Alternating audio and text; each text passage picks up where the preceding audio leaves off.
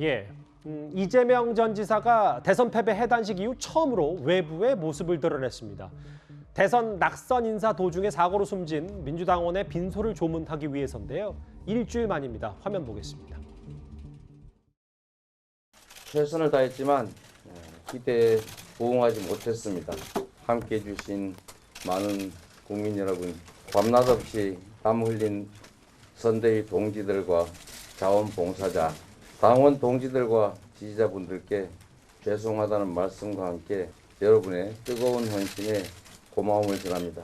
모든 것은 다 저의 부족함 때문입니다. 대선에서 진 이후 일주일 만에 공식 행보입니다. 이 사진이고요. 어젯밤 9시쯤에 숨진 당원의 빈소를 찾았던 이재명 전 지사입니다. 근데 사실 이 전 지사가 지금 최근에 민주당의 비대위원으로 비대위원장에 가야 되냐 안 돼야 되냐 뭐 당에서도 갑론을박이 있는 와중이어서 더 주목을 받았는데 일단 전혀 메시지는 없었습니다. 예. 근데 이거 삼국지에 보면요. 제갈분명에 보면 선패자 불망이라는 말이 있습니다. 무슨 뜻입니까? 잘 패한 사람은 완전히 망하지는 않습니다. 예. 성패는 이게 병가지 상사인데 패했을 때 이게 그 다음에 자세가 중요하거든요. 저는 지금 이게 그 비대위원장이라든지 또는 이제 뭐 서울시장이라든지 이런 공개 활동보다는 조금 이게 그 국민들한테 잊혀지면서 좀 이게 그런 시간을 가지는 게 필요하다. 예. 이런 생각이 들고요. 현재까지 행보를 보면 저도 이게 깜짝 놀란 게 과거에 방송하다 보니 통화를 한번 한 적이 있는데 예. 문자가 직접 왔더라고요. 이번에 그 감사합니다. 제가 부족했습니다. 미안합니다. 저도 상당히 그 깜짝 놀랐는데. 잠시만요, 서 변호사님. 그러니까 서 변호사님이 직접 그렇게 이재명 전 지사와 깊은 인연은 없는데 과거에 한번 통화한 적이 있었는데 아하. 이 번호를 입력해놓고 예. 이런 게 문자가 직접 왔길래 예. 저는 상당히 이 정도 소통이면 다시 여기 그 재개할 수 있겠다 이런 생각이 드는데 서 변호사님 뭐라고 답하셨어요? 저는 답 안 했습니다. 답을 안 하셨습니까? 예. 그냥 더 부족했습니다, 잘하겠습니다라는 답변만 문자만 받으셨군요. 서 변호사님은 문자를 받으셨는데 다음 화면이 준비가 돼 있나요? 바로 보겠습니다. 전화를 직접 받은 분들도 꽤 많은 것 같습니다.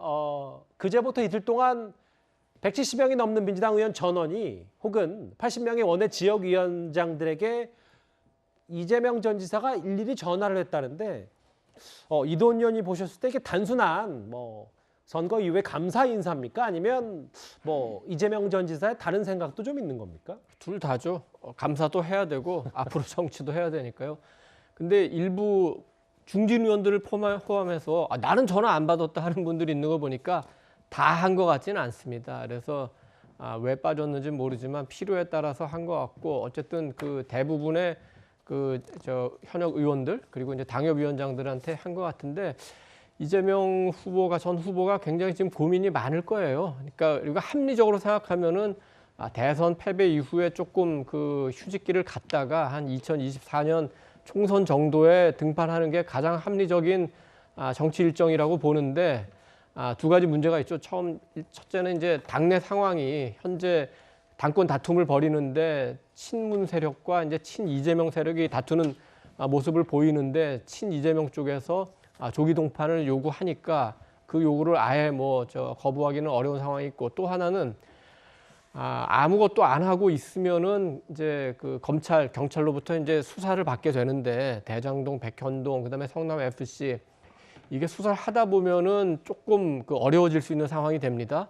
근데 만약에 이재명 전 지사가 민주당에서 어떤 직함을 갖게 되면은 검찰이나 경찰로서도 조금 수사하는데 조금은 제약받는 부분도 있을 수 있고 어떻게 보면 그 수사 자체가 또 정치 쟁점화할 수 있기 때문에 알겠습니다. 수사의 예리한 칼날은 좀 피해갈 수 있는 측면이 있으니까 그런 여러 가지 고려가 있을 것 같은데 제 개인적으로 보기에는 어렵더라도 그 수사 스스로 혼자 다 감당하시고 그게 정리가 되면은 정치인으로서 재개하는 게 다음 기회를 보는데도 더 떳떳하고 더 많은 지지를 받는데 도움이 될 거다 이렇게 생각합니다.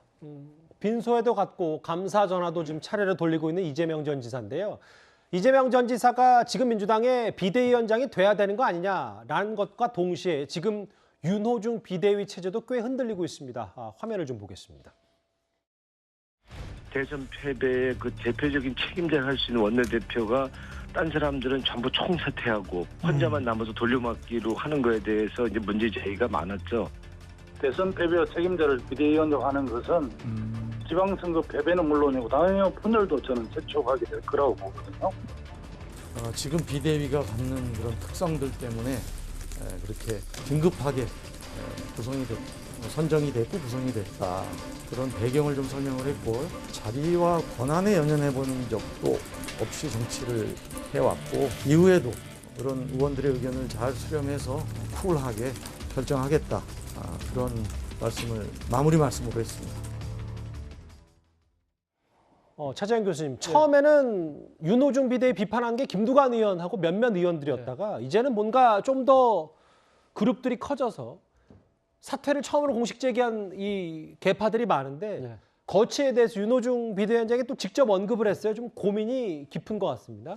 결론부터 말씀드리면 윤호중 비대위원장의 결단이 아마 조속히 이루어지지 않을까라는 생각이 듭니다. 예. 왜냐하면 지금 윤호중 비대위원장이 사실은 이번이 그러니까 민주당 정권에 대한 심판론의 성격을 띠고 있고 그것이 유권자들에게 먹혔던 선거라고 한다면 그 책임의 상당 부분을 져야 될 사람이 바로 여당의 원내대표 아니겠습니까? 그런 측면에서 본다고 한다면 저는 사실 이 비대위원장 맡는 것 자체가 적절치 않았다는 생각이 들고요.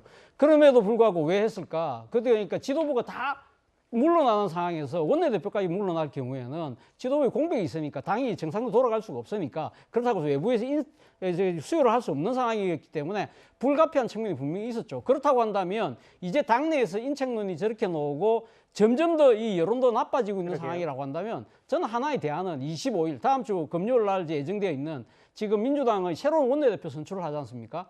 이것이 가글식 방식으로 어느 후보가 나와서 하는 방식이 아니라 교황선출식 방식으로 한다고 하거든요. 예. 교황선출식 방식은 말 그대로 의원들이 자기가 마음에 드는 사람을 그냥 무작정으로 적어내서 맞아요. 그 중에서 한 사람이 그러니까 가반수를 모으는 사람이 되는 거거든요. 이런 상황이 최상의 시나리오대로 된다고 한다면 저는 선수 파괴, 극단 배제 이런 식으로 해서 의원들이 마음이 모이지는 사람이 분명히 나올 가능성이 높다. 그렇다고 하면 그분한테 맡기고 본인은 물러나는 것이 알겠습니다. 올바른 수순이 아닐까 하는 생각이 듭니다. 대선 패배 직후에 윤호중 비대위원장이 비대위 체제를 이끌었는데 며칠 되지도 않아서 지금 사퇴를 할 수도 있다라는 얘기까지 흘러나오고 있습니다. 민주당 얘기까지 정리를 해봤고요. 그러면 지금까지 들어온 여러분들의 목소리를 만나보겠습니다.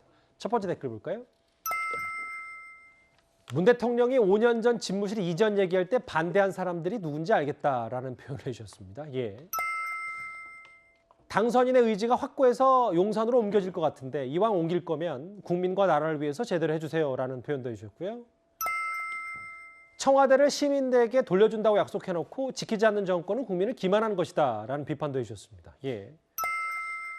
윤 당선인님 전국 팔도 다니면서 맛집 가이드북 내주세요 라는 표현도 해주셨고요. 예, 마지막 보겠습니다. 참모들뿐 아니라 야당 의원들과도 식사하면서 소통 행보 보여주세요. 윤 당선인에게 한 시청자분이 당부를 해주셨습니다. 댓글 5개 감사드리고요.